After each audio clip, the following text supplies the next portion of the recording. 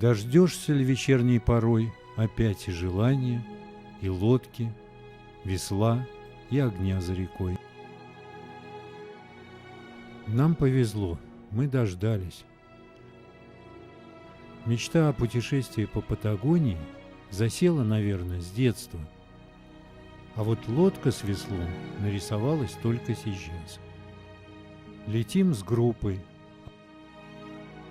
А это наш гид Эйтан. Дорога не близкая. Позавтракали дома и только на рассвете следующего дня подлетаем к Буэнос-Айресу. В этом городе мы только проездом, поэтому дорога каждая минута. Местный кортадо не хуже итальянского эспрессо.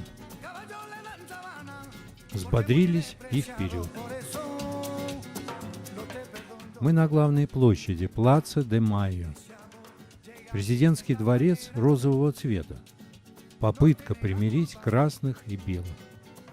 Где-то рядом раздавались крики толпы и барабанная дробь.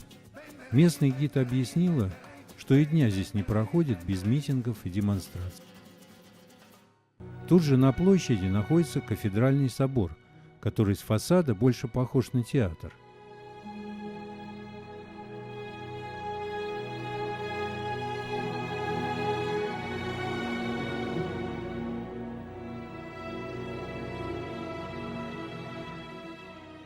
Здесь покоится национальный герой Аргентины генерал Сан-Мартин.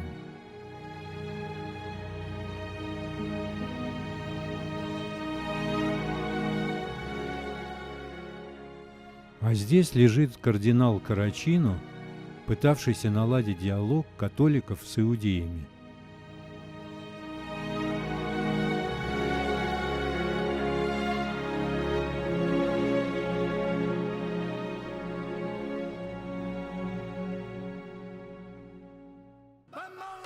Много интересного можно увидеть из окна автобуса.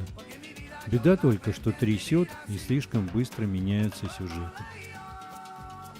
Не помню, чтобы в каком-то городе видел я такое количество монументов. Кажется, их больше, чем светофоров.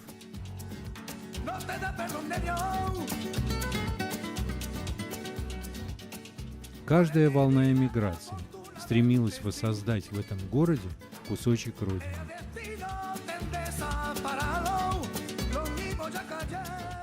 Узнаете эти кружевные балкончики?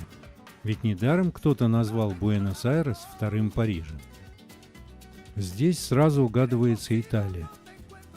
Район Палермо был построен в начале 20 века, до Великого кризиса, от которого Аргентина не очухалась и по сей день. А в кафе Тортини чувствуешь себя как в Вене. А это дерево омбу. Именно на нем спасались от наводнения герои романа Жюль Верна.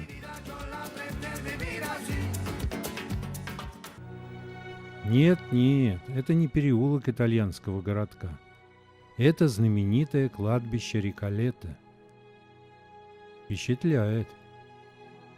И всегда свежие цветы у склепа Эвиты Перрон.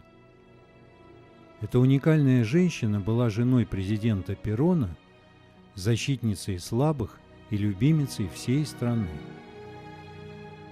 Почерк испанского архитектора Калатравы узнаем издалека.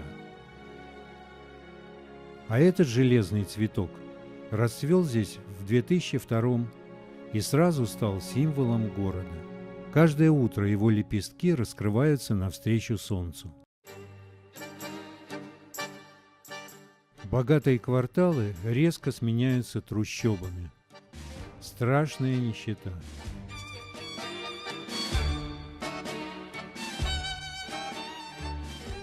Район итальянских эмигрантов Ла-Бока. Глядя на этих девушек, вспоминаешь, что аргентинское танго расцветало в местных борделях. Бесплатно они не только не станцуют с вами, но даже и не сфотографируются. Но место очень яркое, разноцветное.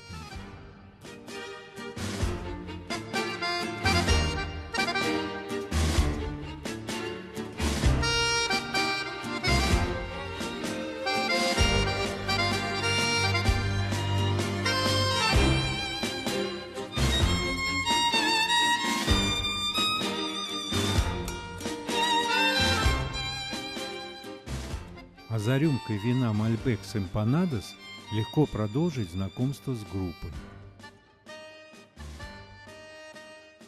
Нет, эти двое не из нашей группы.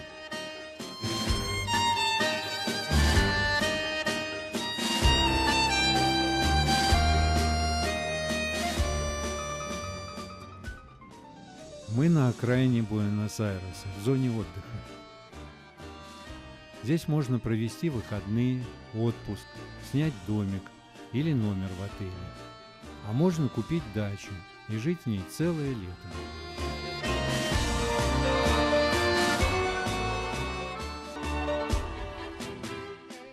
Несмотря на бурый цвет воды, местные жители с удовольствием купаются и даже ловят рыбу. Я бы сюда не полез ни за какие ковришки.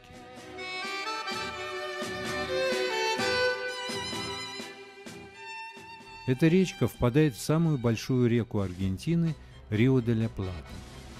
Ее ширина достигает 225 километров. Море. Из-за речного ила вода в ней цвета обезьяньего хвоста. А напоследок идем смотреть танго в лучшем клубе города.